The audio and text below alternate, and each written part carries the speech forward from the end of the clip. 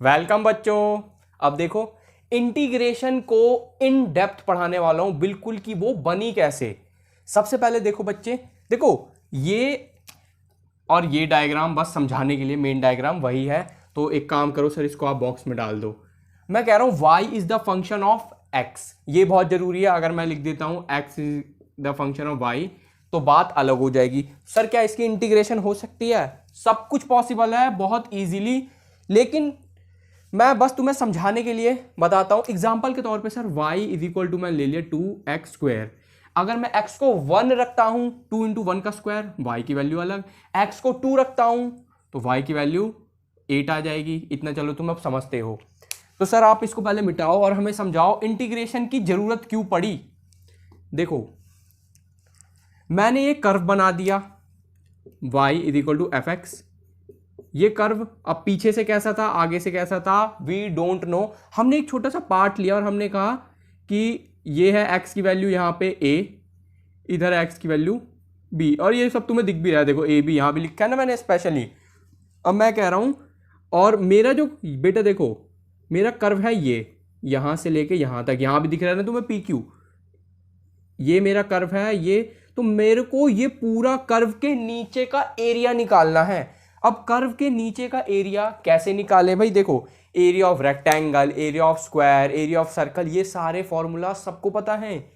लेकिन सर ये जो ऐसे ऊपर ये एक लहर जा रही है, वो कर्व की शेप कैसी भी हो सकती है, इसके एरिया का फॉर्मूला हमें नहीं पता। तो हमने पता क्या करा, अब डायरेक्ट ये नहीं है बस फॉर्मूला लगा दिया इंटीग्रेशन का। भाई इंटीग्रेशन असल में कैसे बनी थी पहले वो तो समझो, तभी तो उसको फिजिक्स में अप्लाई करोगे ना। अब देखो बच्चे, हमने क्या करा ना, एरिया ऑफ रेक्टेंगल सबको पता है, तो इसी से हम यहां पे आए। हमने सॉरी, चलो तुम इतना समझ जाते हो कि सर ने बस लाइन खींची है, इस डायग्राम से कोई भी लेना देना नहीं था सर का। मैंने क्या करा ना, रेक्टेंगुलर स्ट्रिप बना दी, पट्टियां, ये सारी पट्टियां हैं। ये देखो, ये एक पट्टी ये रही, ये एक पट्टी ये रही, ये एक पट्टी ये रही। एरिया ऑफ रेक्टेंगल सर सबको पता है। अब मैं एग्जांपल के तौर पे एक कागज लेता हूं, उसको मैंने पट्टी बना दी उस पर बहुत सारी। अब पहले तुम इस रेक्टेंगल का एरिया निकालो, फिर इस रेक्टेंगल का एरिया निकालो, फिर इस रेक्टेंगल का एरिया निकालो, फिर इस वाले का एरिया निकालो। सबका एरिया निकाल के टोटल एरिया को ना एक एक करके प्लस कर दो, तो सर ये पूरे कागज का एरिया आ जाएगा। तो यही तो हमने करा है, पट्टियां बना दी। लेकिन सर आप एक चीज नोटिस करो, पट्टियां बनाने के बाद ये ट्रायंगल बच रहे हैं, अभी देख रहे हो ना, अभी ट्रायंगल पे भी आएंगे। तो सर हम एक काम करते हैं, इस पट्टी का एरिया, इस पट्टी का एरिया, इस पट्टी का एरिया, इन सबको प्लस कर देते हैं सिंपली। हाँ, तो सर पहले प्लस करने से पहले कुछ और थोड़ा और डिटेल में समझाओ। तो बिल्कुल समझाते हैं बेटा। ये थोड़ी लाइट आवाज कर रही है, कोई बात नहीं, हम ध्यान नहीं देते हैं। हाँ, तो सर मैंने क्या करा ना, डेल्टा एक्स पट्टी की थिकनेस बना ली। अब वो मैं तुम्हें थोड़ा और समझाता हूं। तुम्हें दिख रहा है सर एक पट्टी, दो पट्टी, तीन पट्टी। मैं कह रहा हूं ये पट्टी है ना, ये है एन इन नंबर, मतलब कि नंबर ऑफ पट्टी है एन। अब सर चलो ठीक है, एन पट्टियां बना दिया आपने।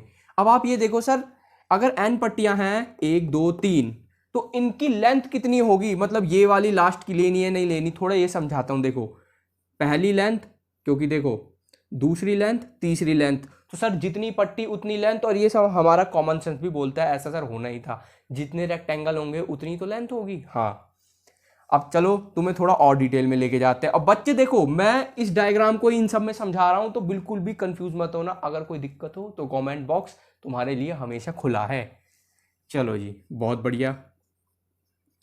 तो सर अब आप एक काम करो ना, यहां पे अगर x की वैल्यू a थी तो इधर कितनी होगी? सिंपल है सर, इधर होगी a plus delta X. Sir यहां पर कितनी होगी? Sir a plus 2 delta X. Sir यहां पर x की वैल्यू कितनी होगी? बेटा 10th की लल्लू से लल्लू कोऑर्डिनेट ज्योमेट्री तुम सबको आती होगी, मैं ऐसा मान के चल रहा हूं, ठीक है। तो सर बोलोगे a प्लस का 3 डेल्टा एक्स। हो क्या रहा है भाई? देखो यहां तक थी लेट से a plus delta X, A plus 2 delta X, A plus 3 delta x, ये डेल्टा एक्स प्लस होता जा रहा है ना। सर एक बात बताओ, यहां पर ये जो लेंथ है y होगी, भाई ये length y is the function of x है ना, तो सर ये जो टोटल लेंथ होगी ये होगी इधर y इज इक्वल टू, निकालोगे f ऑफ x की वैल्यू कितनी थी a, इधर बोल रहा हूं a अब तुम अगर दोबारा निकालोगे ये वाली लेंथ तो ये होगी sir F of A plus delta x. फिर उसके बाद अगर ये निकालोगे ना ये वाली एक्स बोलने वाला था बेटा, ए प्लस 2 डेल्टा एक्स। बेटा पसीने को थोड़ा इग्नोर करना, देखो मेहनत कर रहे हैं। ओ डस्टर हाथ में ही था तो पसीना तो आना बनता है। अब सर देखो मैंने, और तुम्हें एपी पता है, एपी देखो तीसरे पे आ रहा है ना, तीसरी पट्टी पे ए प्लस 2 डेल्टा एक्स, मैंने पट्टी बनाई है एन।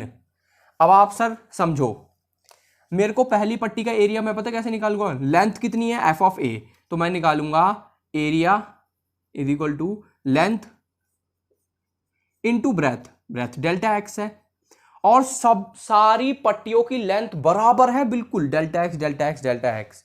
और अगर मैं दूसरी पट्टी का एरिया निकालूंगा ना, लेट से एरिया 2, तो मैं लिखूंगा एफ ऑफ इसकी length A plus delta X.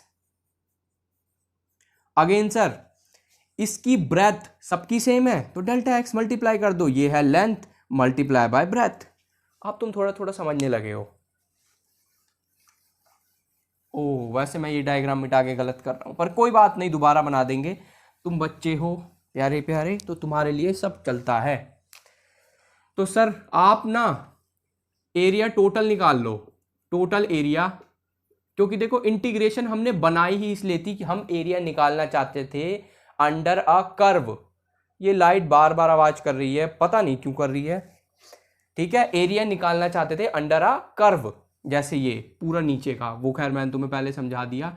Sir देखो टोटल एरिया होगा पहली पट्टी का F of A dot delta x plus दूसरी पट्टी F of A plus delta x dot delta x plus तीसरी पट्टी एफ ऑफ, बोलोगे सर पागल हो गए हैं, बेटा नहीं ऐसा नहीं है, डॉट डेल्टा एक्स प्लस चौथी प्लस पांचवी प्लस छठी, और जो nth, अगेन एपी तुम पढ़ रहे हो तो मतलब पढ़ चुके हो, तो सर आप लिखोगे n-1 और delta X, A plus n-1 D पढ़ते थे ना, हाँ, तो n-1 delta X multiply by delta X. Sir आप एक चीज नोटिस करो, डेल्टा एक्स कॉमन है, प्लस प्लस प्लस में डेल्टा एक्स तो कॉमन है,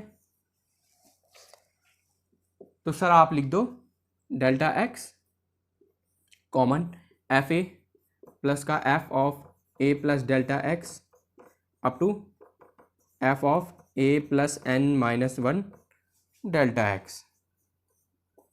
ओके सर, थोड़ा थोड़ा समझ में आ रहा है, लेकिन सर ये ट्रायंगल की गुत्थी सुलझानी जरूरी है, अदरवाइज तो कोई गधा भी कर देगा इसको। और सच बता रहा हूं, अगर ये ट्रायंगल की गुत्थी नहीं सुलझ पाई, इंटीग्रेशन का कोई मतलब नहीं बनता दूर दूर तक। हाँ देख लिया, बहुत ही बढ़िया, बेहतरीन। तो सर हम ना एक चीज जानते हैं सिग्मा, लेट से मैं आपको बताता हूं क्या, मैं लिख दूं ना 1 का स्क्वायर प्लस का 2 का स्क्वायर प्लस में 3 का स्क्वायर प्लस 4 का स्क्वायर। अब मैं इसको ना ऐसे भी लिख सकता हूं, देखो is equal to sigma x का स्क्वायर, एक्स की वैल्यू 1 से लेके एक्स की वैल्यू 4 तक है। इसका मतलब मैं सिंपली एक फंक्शन बना दिया और मैं उसको ऐसे डिफाइन कर रहा हूं। सिग्मा का मतलब होता है जो भी वैल्यूज है सबको प्लस कर दो। इतना तुम 10th में थोड़ा बहुत पढ़ चुके हो, ज्यादा नहीं थोड़ा बहुत। बोलोगे सर कहाँ मीन मीडियन मोड पढ़ते थे जब तुम छोटे बच्चे थे, बड़ी शरारत करते थे। तो सर आप भी लिख दो फिर तो इसको, और देखो 2 3 जा 3 2 जा 6 ही होता है। इसका मतलब सर अगर ये मल्टीप्लाई हो रहा है तो इसको पीछे लिख दो, कोई फर्क नहीं पड़ेगा। तो मैं लिखूंगा देखो f of x i is equal to 1 से लेके i is equal to n तक, ये दिख रहा है क्योंकि भाई एन नंबर ऑफ पट्टियां थी। हाँ sir multiply by delta x, ये तो देखो बनता ही है सर, बहुत बढ़िया। अब इतनी गुत्थी तुम सुलझा चुके हो। और सर एक्स आई क्या है, देखो एक्स आई का मतलब है x1 तो ये x2, और बेटा x2 का मतलब x स्क्वायर से नहीं है, इसको बोलते हैं सुपरस्क्रिप्ट और इसको बोलते हैं सबस्क्रिप्ट। मैं बात कर रहा हूं सबस्क्रिप्ट की। सबस्क्रिप्ट सिर्फ एक आइडेंटिटी, एक पहचान बनाने के लिए दी जाती है, जैसे x2 x3 का मतलब है इसके अगला, x4 का मतलब है अगला अगला अगला, वो तुम इतने समझदार हो। और बोर्ड थोड़ा छोटा है तो भाई सर की दिल की बात भी समझा करो। अब सर आप समझाने वाले थे ट्रायंगल की गुत्थी, इंटीग्रेशन की गुत्थी तो आपने सुलझा ही दिया काफी हद तक, बिल्कुल सुलझा दी है। अब मैं तुम्हें एक डायग्राम बना के दिखाता हूं, जो मैं कह रहा था ना गलती कर दी, वही दोबारा बना देंगे।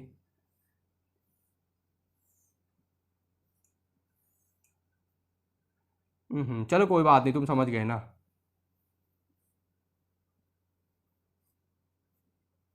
बेटा देखो, इतना बड़ा एरिया हमने मिस कर दिया। तुम ऐसे सोच के देखो सर, आंसर सही आना चाहिए था 15 और आपका आंसर आ रहा है 12, इतना फर्क नहीं हो सकता। ये वाला एरिया, अरे वहां पे भी दिख रहा है, देखो ये शेडिड है ना, शेडिड पोर्शन हम मिस कर चुके हैं, लेकिन इसका एरिया कहां जाएगा वो भी तो बात है। लेकिन सर अगर हम पट्टियों को बढ़ा दें तो शायद बात बनेगी। अब मैं बताता हूं वो क्या होगा। देखो मैंने क्या करा ना, पट्टियां बढ़ा दी। अभी जो इतना बड़ा ट्रायंगल देख रहे थे ना, अब देखना, पहले एरिया था इतना और अब थोड़ा सा एरिया रह गया है, बाकी हमने पूरा ले लिया। अब ये देखो, ये बड़ा सा ट्रायंगल है, अगर मैं पट्टियां बढ़ा दूं, सर ये बड़े ट्रायंगल है ना, ये तो बहुत छोटा हो गया। अब बोलोगे सर ऐसे क्या हमें कुछ ड्रॉ करना है? नहीं, मैं बस इंटीग्रेशन समझाना चाहता हूं, उसको फिजिक्स में यूज कैसे करना है आगे आगे आगे। बस तुम चैनल को सब्सक्राइब करके रखो, बाकी मुझ पे छोड़ दो, तुम पूरी जिम्मेदारी मेरी। चलो बच्चे, सर अब आप कहना चाह रहे हो कि जहां हम आंसर सही है 15, पहले आंसर हमारा आ रहा था 12, लेकिन अब एरर कम है तो हो सकता है हम 14.8 पर आ जाएं। लेकिन 0.2 का एरर है, बिल्कुल है, लेकिन उस 0.2 को भी तो हमें कम करना पड़ेगा भाई, एरर तो किसी को पसंद नहीं है। अब मैं समझाता हूं मैंने क्या करा। पहले आप ये देखो सर, यहां पर डेल्टा एक्स हो सकता है, एग्जाम्पल लूं, ये है 2 सेंटीमीटर और ये है 1/2, मतलब कि ये 4 गुना था पहले, लेकिन जैसे ही हमने इसको 4 गुना कम करा, लिख देता हूं भाई 2 सेंटीमीटर 1/2 सेंटीमीटर, 4 गुना कम करते ही हमारा एरर कम हो गया। सर अब देखो, जिसने डिफरेंशिएशन की पहली पहली क्लास देखी है उसकी मौज ही मौज है, नहीं तो जिसने नहीं देखी तो मैं किस लिए हूं, अभी बता देता हूं। मैं डेल्टा एक्स की वैल्यू देखो, इसको छोटा करा, एरर कम हुआ। अगर मैं इसको 1/2 से और छोटा कर दूं 1/4 तो एरर और कम। जहां हम 15 की बजाय 14.8 पे थे, अगर मैंने इसको और छोटा करा तो 14.9 पे आ जाएंगे। मैंने उसको और भी छोटा कर दिया, हो सकता है 14.98 पे आ जाए। अभी हल्का सा एरर है, मैंने उसको और छोटा कर दिया, मतलब कि ये पट्टियों की ये जो चौड़ाई है ना, इस चौड़ाई को मैं घटाते जा रहा हूं, तो सर 14.99 पर आ जाएंगे। और कम कर दिया, बोलोगे सर ये तो पॉसिबल ही नहीं है। अब इसी पॉसिबिलिटी को हम बनाने के लिए तभी तो इंटीग्रेशन आई है। हमने क्या करा देखो, अब आप समझ गए हो सर, डेल्टा एक्स की वैल्यू को कम से कम रखना है ताकि पट्टियों की चौड़ाई कम हो, और ये जो बड़े बड़े ट्रायंगल हैं, ये ट्रायंगल इतने छोटे हो जाएं, इतने छोटे हो जाएं कि इनके एरिया से में फर्क ही ना पड़े। बोलोगे सर आप कंपेयर कैसे कर पाओगे? मैं समझाता हूं। इंडिया की इकोनॉमी है $3 ट्रिलियन। चलो भाई, बहुत सारे जीरो आ जाएंगे, मैं गिनना नहीं चाहता, ठीक, वैसे 3.1 के आसपास है। ये हुआ मिलियन, ये हुआ बिलियन, अरे ट्रिलियन अब भी नहीं बना, मिलियन, बिलियन, ट्रिलियन। देखो दिस इज द इकोनॉमी, मतलब कि जीडीपी ऑफ इंडिया। अगर इस जीडीपी में कोई गलती से भी ना यूं बोले कि सर मैं इसमें से ना 1 रुपया निकाल रहा हूं और ये बेटा डॉलर में है, रुपीज में तो और भी ज्यादा है, गलती से कोई बोले भाई 1 रुपया इसमें कम करो, तो क्या इतनी बड़ी वैल्यू को 1 रुपये से कोई फर्क पड़ने वाला है? नहीं। तो अगर हम एरर को इतना कम कर दे कि फर्क ही ना पड़े, तो सर हमें भी कोई फर्क नहीं पड़ेगा, क्योंकि ये 1 रुपया इसके सामने जीरो है।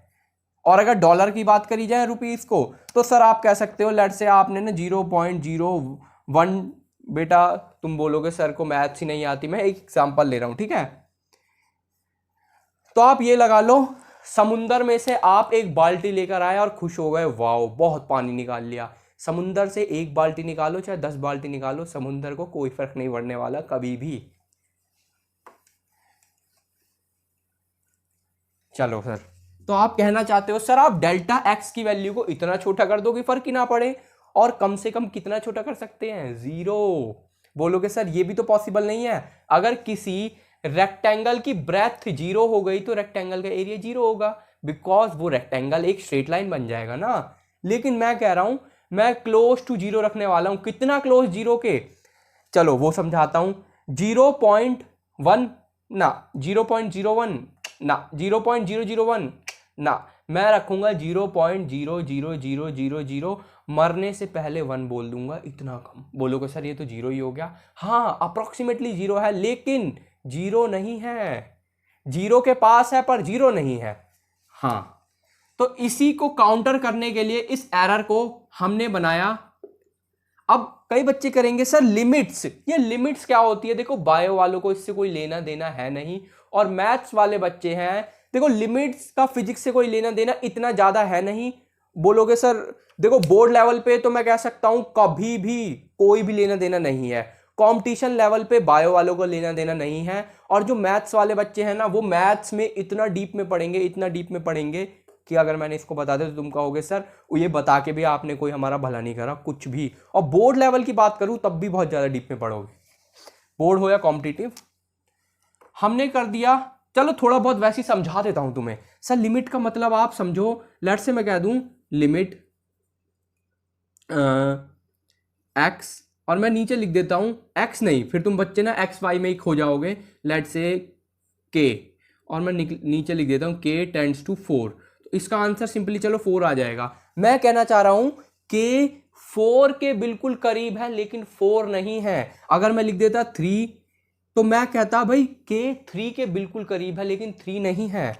हाँ, अब सर आप इंटीग्रेशन पे आओ, आप तो लिमिट पे आ गए थे अभी भावनाओं में बह के, और बेटा भावनाओं और बहने का याद है, ये जो पसीना बह रहा है इग्नोर करो भाई, सर मेहनत कर रहे हैं, और मेहनत देखो किसके लिए करते हैं, बच्चों के लिए करते हैं ना हम तो। अब सर इसी फंक्शन को वापस लिख दो, i equal to 1 i equal to n f of x i dot delta x. ठीक, अब मैंने बोल दिया डेल्टा एक्स ऑलमोस्ट 0 है लेकिन 0 नहीं है, इसलिए मैंने यूज करा लिमिट का। अब बोलोगे सर इससे तो ऐसा तो हमने इंटीग्रेशन का सिंबल देखा नहीं है। अब देखो इसी वैल्यू को हम किसी और भाषा में लिखते हैं, ये सर तो भाई कंफ्यूज करेंगे बिल्कुल, तो मैं बताता हूं वो भाषा क्या है।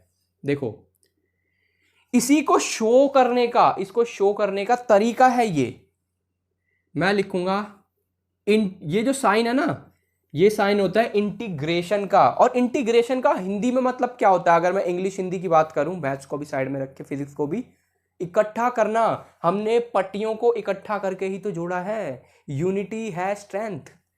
बोलोगे सर तो नेतागिरी में भी आ जाते हैं अब, F x D x, again dx वगैरह क्या है वो आपको डिफरेंशिएशन वाली क्लास में बेटर पता लगेगा। चलो, और ये तो है इंडेफिनाइट। अब देखो मेरे को एरिया शुरू करना था, शू कोई बात नहीं हो जाता है, मेरे को एरिया शुरू करना था ए से, खत्म करना था बी पर, ए से शुरू बी पर खत्म, तो जिधर से शुरू किया है। बोलोगे सर ये शुरू खत्म से कोई मतलब होता है, एक चीज याद रखना, जब आप धीरे धीरे 2 साल आप फिजिक्स पढ़ोगे ना, लिमिट्स ये वाली लिमिट नहीं, ये इसको कहते हैं लोअर लिमिट, इसको कहते हैं upper limit. Upper lower limit बहुत सारे बच्चे रट्टा मारते हैं, और मैं अपनी दिल की बात बताऊं ना, जब मैं खुद 11th में था तो शुरू के आप कह सकते हो 10 दिन तो मैंने भी थोड़ा रट्टा मारा था, लेकिन हाँ 75% बच्चे शुरू के 10 दिन नहीं, पूरे 2 साल लोअर लिमिट और अपर लिमिट का रट्टा मारते हैं। आपको ये बिल्कुल नहीं करना, कसम खा लो कि नहीं, रट्टा नहीं मारेंगे फिजिक्स का कभी भी जिंदगी में, ठीक है बच्चे। तो देखो लोअर लिमिट जिधर से स्टार्ट करा, अपर लिमिट जिधर खत्म करा, यहां से स्टार्ट करा इधर खत्म करा, एफ एक्स डी एक्स, ठीक। और ये वैल्यू किसकी है, ये पूरा एरिया, ये ट्राइंगल भी इंक्लूड है, ये पट्टियां भी इंक्लूड है, ये पूरा एरिया ये वाला हमने निकाल दिया, और इसकी वैल्यू हमने इस टाइप में लिख दी। और रही बात सर 2-4 फिर फॉर्मूलाज भी बता दो, चलो बता देते हैं, और इनका फॉर्मूला याद करने का आपको ज्यादातर टीचर बता देते हैं तो मैं भी बताऊंगा। बहुत सिंपलेस्ट ट्रिक है जिससे टीचर्स खुद याद रखते हैं और बच्चे भी ऐसे याद रखते हैं। देखो जितने भी डिफरेंशिएशन के फॉर्मूले हैं सबका उल्टा कर दो, चलो सर, अब कईयों ने तो वो भी नहीं पढ़े होंगे, कोई बात नहीं, वीडियो है तुम्हारे लिए, देख लेना। एक काम करूंगा मैं ना, प्लेलिस्ट बना लेता हूँ, वही डाल दूंगा तुम्हारे लिए डिस्क्रिप्शन में, और मन करेगा तो यहाँ आई बटन में भी डाल दूंगा तुम्हारे लिए, बच्चे खुश रहने चाहिए अपने। हाँ जी सर, तो देखो अगर मैं बोलता हूँ integration of sine x dx, dx तो बेटा देखो लगेगा ही लगेगा, तो इसको हम बोलेंगे माइनस का कॉस एक्स प्लस सी। अब ये प्लस सी की कहानी बताऊंगा, चिंता मत करो तुम, छोड़ते कुछ भी नहीं है। Sine X plus C integration of sec square X dx tan X plus C. मैं बहुत सारे नहीं लिखने वाला, सबका फेवरेट आ चुका है एक्स की पावर एन dx। डिफरेंशिएशन में पावर कम हो जाती है, इंटीग्रेशन में बढ़ती है, एक्स की पावर एन प्लस वन, और उधर मल्टीप्लाई करते थे तो यहाँ हम डिवाइड करते हैं, प्लस का सी। इंटीग्रेशन ऑफ ई की power X dx is equal to E की पावर एक्स। क्योंकि सर डिफरेंशिएशन में इतना हम, जिसने नहीं पढ़ी तो बेटा देखो घबराने वाली बात बिल्कुल नहीं है, अभी जिंदगी शुरू हुई है, अभी फिजिक्स शुरू हुई है, बिल्कुल भी मत घबराना, दिल की बात बता रहा हूं मैं तुम्हें।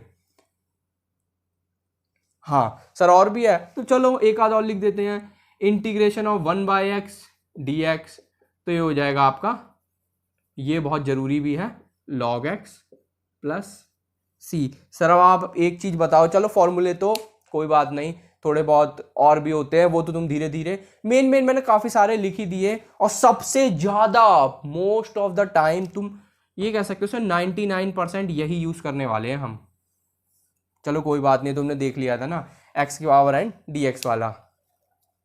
अब सर ये प्लस सी का क्या चक्कर है, मैं बताता हूं, देखो प्लस को छोड़ो, सी क्या है, सी इज अ कांस्टेंट। कांस्टेंट मतलब हो सकता है आंसर आए sign X plus two, sign X plus four, ten x minus का वन, कुछ भी आ सकता है ना। बोलोगे सर ऐसा आंसर आएगा, नहीं तुम्हारा नहीं आएगा, लेकिन इसके पीछे का लॉजिक बताऊं। अगर कोई मेरे से बोले एक्स स्क्वायर, चलो अच्छा सा लिखता हूं, 7x² प्लस के 4, इसकी डिफरेंशिएशन करो, तो बच्चा बोलेगा 14x। डिफरेंशिएशन के बाद अब देखो इसकी डिफरेंशिएशन हो जाएगी 0। अगर +4 की डिफरेंशिएशन 0 है, और integration is the reverse process of differentiation, differentiation में हम हमेशा स्लोप निकालते हैं और इंटीग्रेशन में एरिया।